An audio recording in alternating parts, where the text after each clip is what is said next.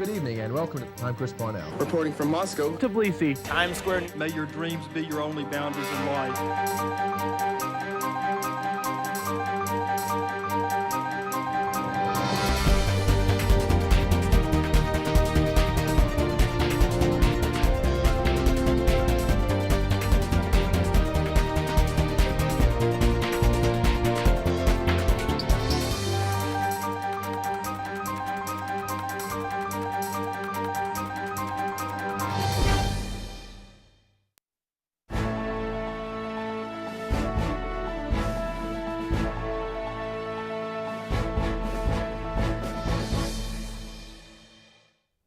Hello, and welcome to Tennessee Talks. I'm your host, Ruth Dunning. I'm always excited to bring you a new show each month, but today's episode is about an organization that's very special to me and to the state of Tennessee. My guest today is Mrs. Blanche Dedrick. She is the academic coordinator and associate director of the Tennessee Governor's School for International Studies, and she has been since 1987. In 1986, the two of us started there. We are founding mothers of the International Studies Governor's School. Blanche's credentials are very impressive. She was a Germantown Teacher of the Year. She was a Germantown High School Teacher of the Year. She was a Germantown City Teacher of the Year. She has been inducted into the Tennessee Teachers Hall of Fame, and she is was a member of Leadership Memphis. She is on the board of the Tennessee Shakespeare Committee. She is a very accomplished woman, and today we're delighted to have her with us on Tennessee Talks. First thing we're going to do, Blanche, is talk about the governor's schools in general. Tell us when they started and what they are. Well, when they started in the United States is somewhere in the late 1970s. In Tennessee, they started in 1985. Lamar Alexander, who was then governor of Tennessee. He is the governor in the governor's schools. Yes, is now the senator from Tennessee. Right. But he is the governor who started the governor's schools in Tennessee. It was something that he thought was very important. He wanted to establish a program for gifted students from all across the state, students who didn't have special programs in the schools, and so that's what drove him to establish the governor's schools. What were the first governor's schools? The first governor's schools were the Governor's School for Sciences, for Arts, and for Humanities, and they were in 1985. Then the Governor's School for International Studies, which is our school, started in 1986, and that was one that was particularly important to then Governor Alexander. He wanted an international studies school, and so he worked to get it established. He asked Kate Gooch, who was a college friend of his, to start the school, and so then she began to recruit people and to establish the school that we have now.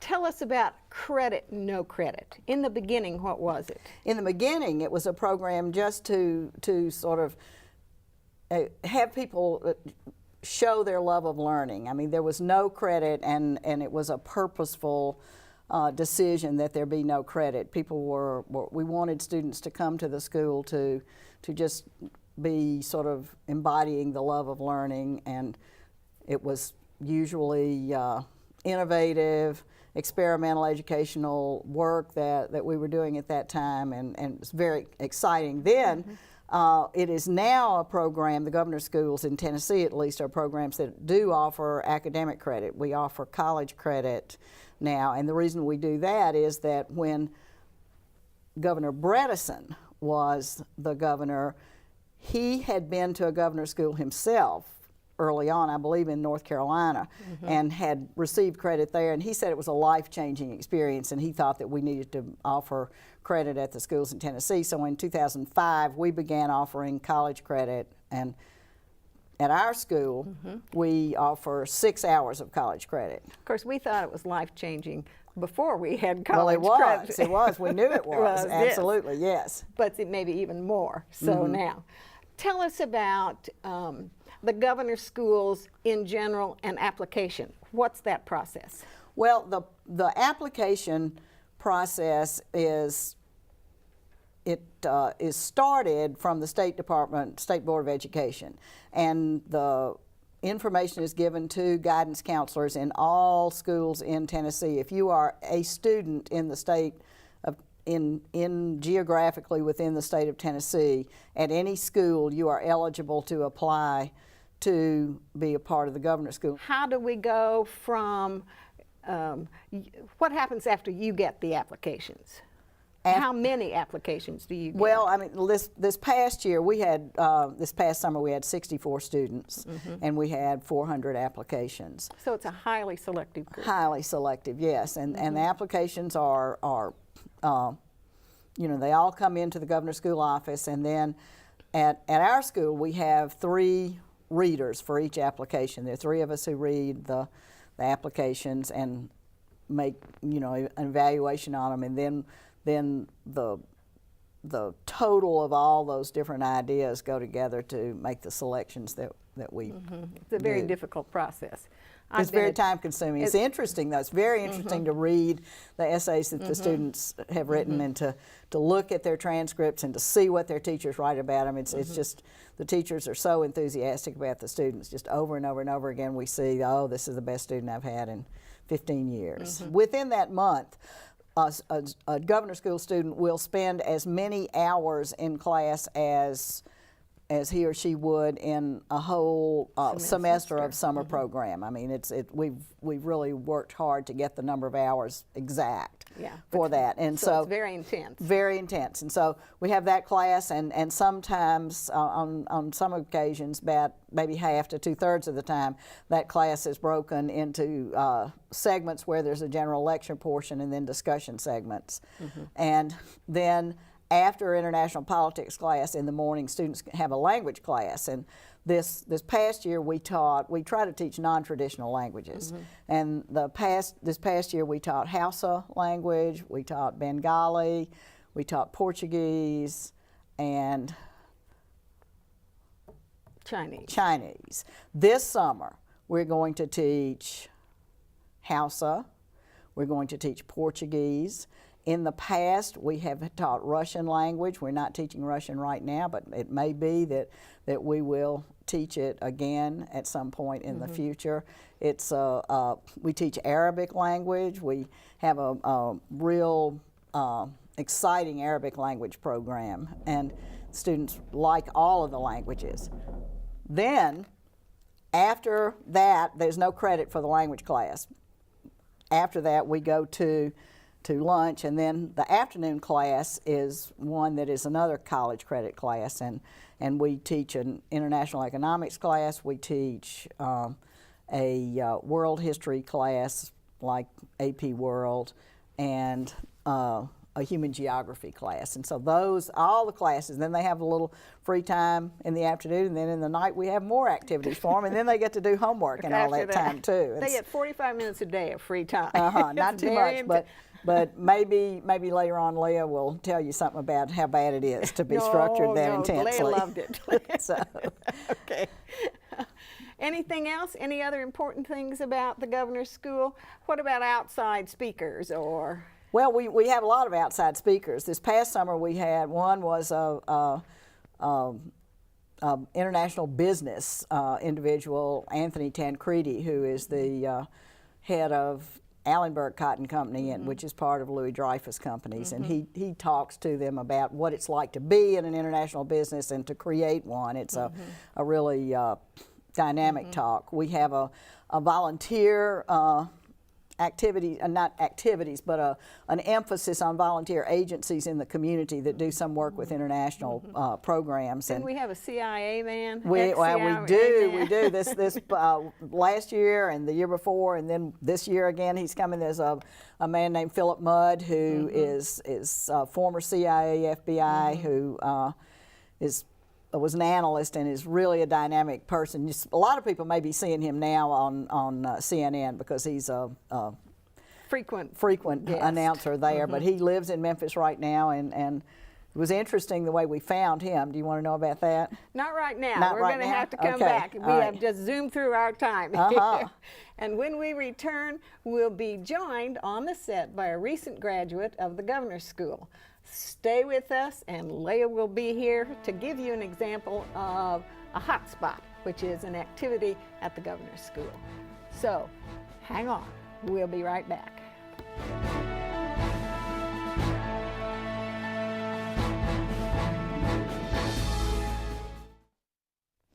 Welcome back to Tennessee Talks. I'm Ruth Dunning.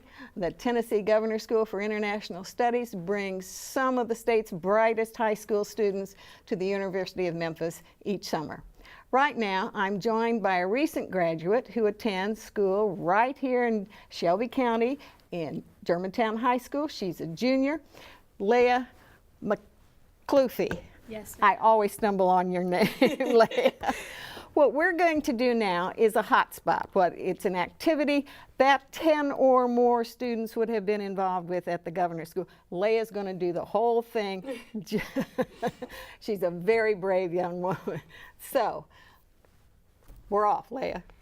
So the Islamic State of Iraq and Levant, ISIS, used to have a different name, Al-Qaeda in Iraq.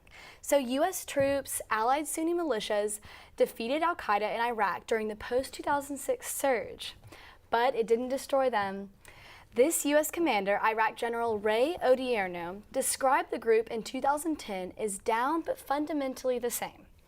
In 2011, the group reestablished. ISIS successfully freed a number of prisoners held by the Iraqi government and slowly but surely began rebuilding their strength. ISIS and Al-Qaeda divorced in February 2010. Over the years, there have been many signs that the relationship between Al-Qaeda and Central and the group's strongest, most unruly franchise has a strained relationship.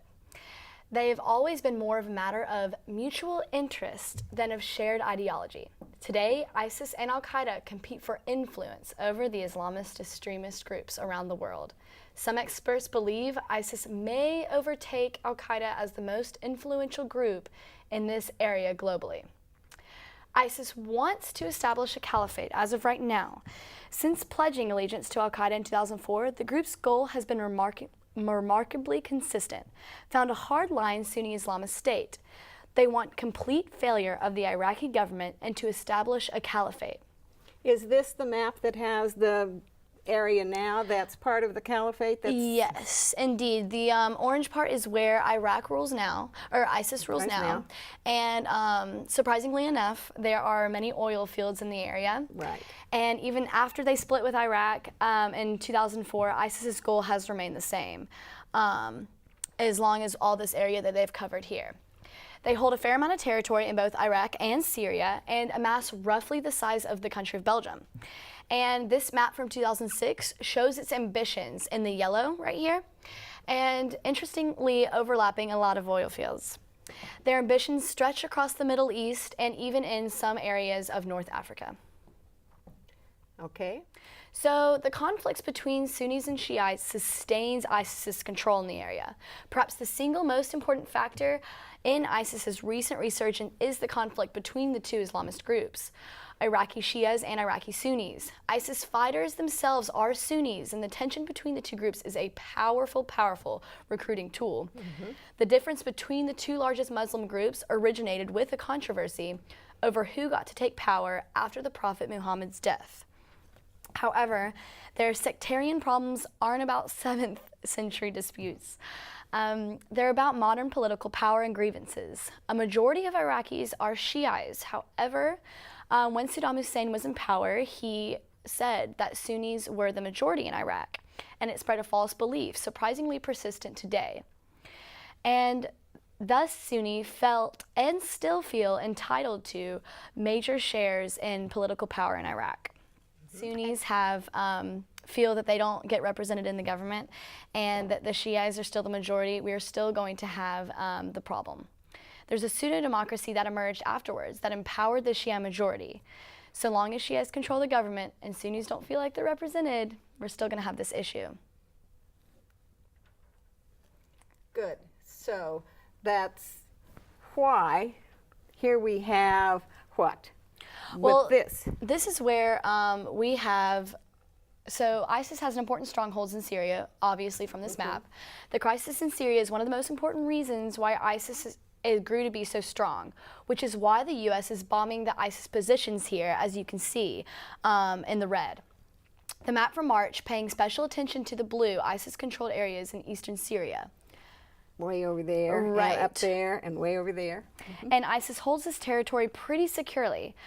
This is a big deal in terms of weaponry and money. The war gave them a lot of access to heavy weaponry. ISIS also has a funding stream available to them because of the local businesses and the oil sector in the area. We saw all those oil wells. Right, of the area that they already control. You may have noticed that gas prices around Memphis have been decreasing and are under under $3 in some places per gallon, which is the cheapest it's been in years. It's also a hugely important safe zone in the area in Syria. And when fighting Syrian troops, ISIS can securely retreat either to Iraq, and when they're fighting Iraqis, they can go to Syria. Statistical evidence says these safe rear areas help insurgents win. One of the best predictors of insurgent success that we have to date is the use of rear areas. The American campaign is designed to address this problem. The theory is that simultaneously pressing ISIS in Syria and Iraq will leave them nowhere to retreat to, as you've seen in these maps. Unlike some other Islamist groups fighting in Syria, ISIS doesn't depend on foreign aid to survive. In Syria, they've built up something like a mini state, collecting the equivalent of taxes, selling electricity, and exporting oil to fund its militant activities. It makes the idea that ISIS's near-term goal is hold Iraqi oil and power facilities more credible. This is the ISIS map showing the territory they'd like to hold in Iraq and Syria, again in the yellow. It obviously overlaps with a lot of oil, and the oil deposits in Iraq that ISIS could plausibly capture aren't that extensive, and they're also not as developed as the current infrastructure ISIS holds in Syria. Nevertheless, the ambitions in this map do suggest that ISIS sees oil as an important part of its future and autonomy. Iraq is home to the 5th largest oil deposits in the entire world and produces about 4%. So far, the ISIS conflict has yet to disrupt the big oil-producing areas in the northeast and southeast Iraq. But nonetheless, oil markets are a bit concerned. The conflict, however, has hit Iraq's Kurds, but it may have changed. The Kurds are mostly Sunnis, but they are ethnically distinct from the Iraqi Arabs. And they're in the north. Right, the northeast. They control a huge swath of land with a lot of oil fields, about 50 billion barrels, I believe, and are something of a wild card in the conflict between the Iraqi government and ISIS. For most of the fighting, they've come out ahead. This is a crisis, is a lifeline for the Kurds, the Iraqi politics expert Kirk Sowell said in June, but that was June.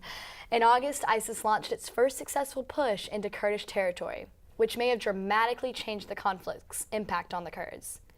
The ongoing U.S. campaign has helped Kurdish troops push ISIS back and launch counteroffensives, and the U.S. plans to significant future support for Kurdish combat against ISIS. In early August, ISIS made a major push into Iraqi territory. By August 7th, they have occupied several strategically valuable towns and were minutes from the Kurdish capital Erbil, where a number of American advisors were based. The American air campaign, launched on August 7th as well, was designed to protect those U.S. personnel and quickly grew into broader support. With us, support Kurdish and Iraqi troops pushed ISIS out of the Mosul Dam, and the Kurdish forces have launched counteroffensives against ISIS, pushing the group back. President Obama's comprehensive ISIS strategy on September 10th considerably expands support for Kurdish forces. Obama has greenlit air support for the Kurdish forces throughout Iraq. He's also launched a mission to train and equip the Peshmerga, or the Kurdish militia. With this expanded support, Kurdish troops may be in a position to launch a wider campaign against ISIS. ISIS has made significant territorial gains in Iraq. ISIS's major breakthrough was a victory in Mosul, a northern Iraqi city in the country's second most populous. Since then, they've made rapid advances, as this New York Times map of ISIS progress details. Combine that with ISIS territory in Syria, and they control a band of territory that's about the size of Belgium or the state of Maryland. So this updated map from the Institute for the Study of War is very clear. ISIS controlled territory in this black, and some ISIS have also some military capability in the red areas as well. Iraqi army is stronger than ISIS, but less organized. Iran is fighting on the Iraqi government's side. The Iranian government is Shia, and it has close ties with the Iraqi government. Much like in Syria, Iran doesn't want Sunni Islamist groups to topple a friendly Shia government. In June, Iran sent about 500 Revolutionary Guards to help Iraq fight ISIS. They're the Quds Force, the Guard's elite special operations group. The Quds Force is one of the most effective military forces in the Middle East, a far cry from the undisciplined and disorganized Iraqi forces that fled from a smaller ISIS force in Mosul. One former CIA officer called Quds Force Commander Qasem Soleimani the single most powerful operative in the Middle East today. Iranian participation in actual combat risks legitimizing ISIS's propaganda. This isn't a conflict between the central Iraqi government and Islamist rebels, but rather a conflict between the Sunnis and the Shias. The U.S. has recently launched a campaign to destroy ISIS. The campaign centers around an expanded air war against ISIS in both countries and the provision of arms and training to local allies on the ground, the Iraqi government, the Kurdish Peshmerga, and the moderate Syrian rebels. On August 7th, President Obama announced that he had authorized the military to launch some airstrikes against ISIS militants in Iraq if they threatened the Kurdish capital of Erbil or thousands of civilians that were trapped on the mountain Sinjar, both in northern Iraq. The ISIS militants pushed into once secure Kurdish territory and surrounded thousands of civilians who are members of the ethno-religious majority known as the Yazidis on a mountain where they lack food and water. The airstrikes in Iraq were no longer limited to limiting risks to U.S. citizens or ending a humanitarian crisis. They'll be all over Iraq, wherever the U.S. wants to hit ISIS. Moreover, the air campaign has been extended to Syria. American warplanes struck ISIS and al-Qaeda targets, beginning America's involvement on other ISIS's major front. Iraq's Sunnis and minorities will probably suffer the most in this conflict. In terms of an endgame, experts see ISIS failing to establish an effective rebel government, and the Kurds coming out as big winners provided the recent fighting in Kurdistan ends favorably. Nouri al-Maliki, meanwhile, may lose his prime ministership. So ISIS has now captured and executed James Foley and Stephen Sotloff, two American journalists. The third British aid worker executed more recently was John Cantil. James Foley was an American conflict reporter who went missing in Syria almost 2 years ago on September 2nd. ISIS released a video showing the execution of a second American journalist, Stephen Sotloff. Thank you, dear. And you can see how much we all work together at the governor's school. Yes, ma'am. This was as long as a hotspot would be with 10 or 12 students in it. Took a lot of time and a lot of work for Leah to get this ready. Thank you, Leah. This segment of Tennessee Talks is called Ruth's Review. It's a time when we can wrap up what we've talked about. And in this case, we want to talk about the fact that Islam is not just this murderous group. There's a lot more to the story. President Obama's recent remarks at the UN noted that the United States is not and never will be at war with Islam. Islam, he said, teaches peace.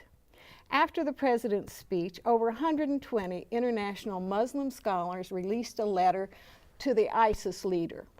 The scholars called ISIS un-Islamic and argue that the group is incorrectly using scripture to support its cause. The scholars outlined 24 practices that ISIS uses which are forbidden by Islamic scripture. 6 of these practices state, first, that the ISIS claim to a caliphate is illegitimate. a caliphate must have a consensus from all Muslims, and that ISIS is a group of no more than several thousand that has appointed itself the ruler of over 1.5 billion Muslims.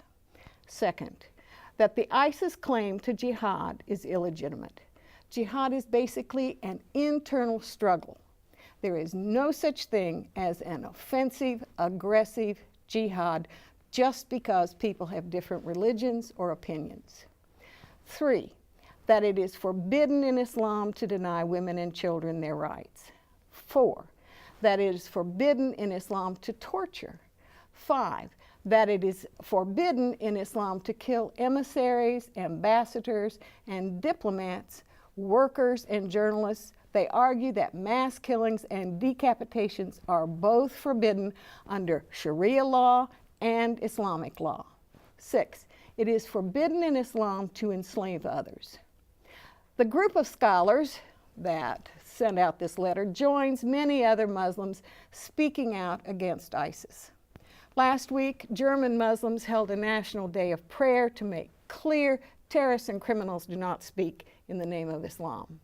In England, British Muslims have been using the hashtag #NotInMyName to call out ISIS and distance Islam from the group. I want to thank all of you at home for joining us today on Tennessee Talks.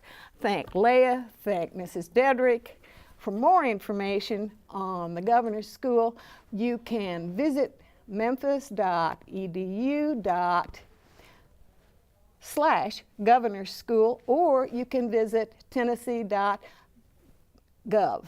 The 2015 applications are online now, and if you have any questions about this or any other show on GHS-TV, visit our website at www.ghstv.org.